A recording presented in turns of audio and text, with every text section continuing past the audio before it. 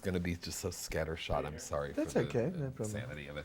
Do you know Miriam, by the way? I have met her a couple of times. Yeah. I've met her at the premiere. Yeah. She's lovely. Yeah. And she puts certainly her own spin on that character, which is really, I mean, it just was so cool to see her live because I hadn't, and most people, have only seen her on the phone. Anyway, it's a pleasure to talk to you on the occasion of Happy Feet, which at points I think is just extraordinary.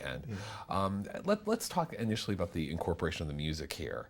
I don't think that most people understand how difficult it is just to be able to get all this music. I mean, after speaking to Baz about what he had to do with Moulin Rouge and the nightmare, the poor clearance issues, talk to me about the job of getting all these songs.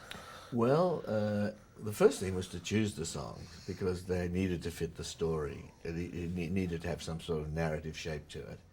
After we chose the songs, it was then a question, and all of them are iconic songs. I mean, they're almost like a history of 20th century pop music, really. Beatles, Beach Boys, Queen, Prince, the whole lot, So it's a whole team led by Christine Woodruff, who did Moulin Rouge, by the way, and guys from Warner Brothers, Darren Higman, and a whole bunch of people, and somehow all of it came through for us. I mean, the people from Warner Brothers, they said, look, we've got to get great music. They pushed for it, and we got everything we wanted. And even to the extent, I don't know if you know the story about Prince, but we wanted to. Nicole Kidman sings the song "Kiss" in the movie, and we wanted to change 2 words in the lyrics. And Prince said, "Look, I don't change the lyrics to my song. They are, after all, the lyrics." And the guys from Warner said, "Well, if you saw the movie, you'd see how it was appropriate." So they took. He said, "Well, show me the movie." They took it to Minneapolis, and he watched the movie, and just towards the end, he picked up his guitar, he started to strum, found certain chords, and he says, "Give me 2 weeks, I'm going to write you a song for the movie." So he not only did he allow us to change the lyrics, he actually wrote this wonderful song, Song of the Heart, for the end of the movie. So that was a really lovely experience for me because he saw the movie in a relatively crude state, and it still took enough from it to really write us a very appropriate song. Talk to me specifically about the Boogie Wonderland sequence, which is really extraordinary. I mean, did you feel like a choreographer on top of being a director and everything else? Well, first of all, we had a wonderful choreographer in Kelly Abbey, who's a wonderful Australian choreographer and performer, and then also Savion Glover, who choreographed his own material, and so we had some wonderful dances, which we got from motion capture. But Boogie Wonderland, John Powell, the composer who rearranged all the songs, he said we wanted a song that in the beginning is a bit deceptive. You're not sure what song it is. So when Brittany Murphy's singing, and even as a little baby chick, she's singing the preamble to Boogie Wonderland, but you're not quite aware of what song it is. And then suddenly she bursts into, at the end of the preamble, she says dance, and suddenly it bursts into the disco classic Boogie Wonderland. And we spent a lot of time trying to figure out how to make that the most interesting bit of choreography we could and still tell the story. Stylistically, people calling this photorealistic. How do you feel about that? Oh, I like it. It's what we tried to do. The penguins are so extraordinary. Antarctica is so majestic and so vast. We didn't kind of want to stylize nature. Nature presented something so magnificent.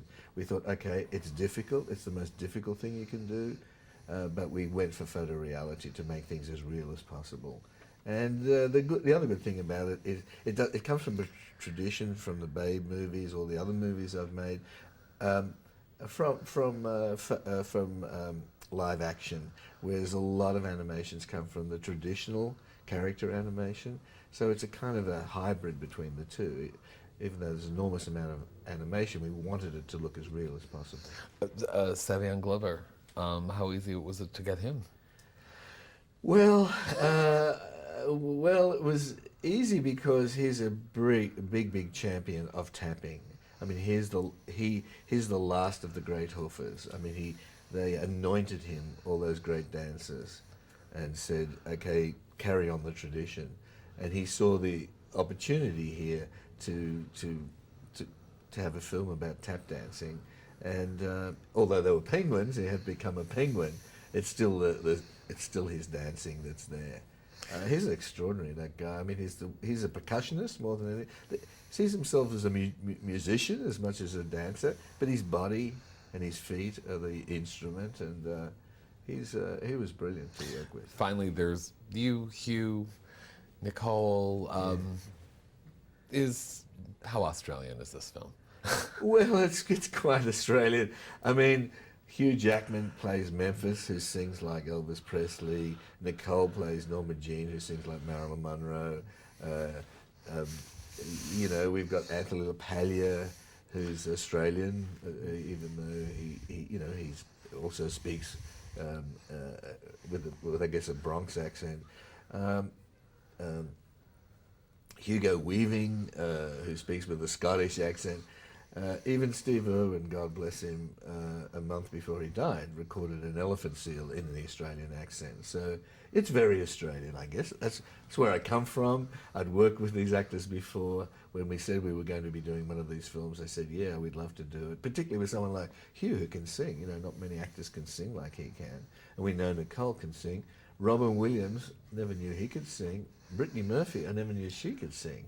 But when we did, you know, we got them in the movie. Of course, they're not Australian. Elijah's not Australian, but he didn't have to sing. We had to sing badly. Honorary Australians. Yes. Well, he spent so much time down there in New Zealand on Lord of the Rings that he is an honorary Australian. Bless your heart. Thank you for this. I do appreciate it. Thank you.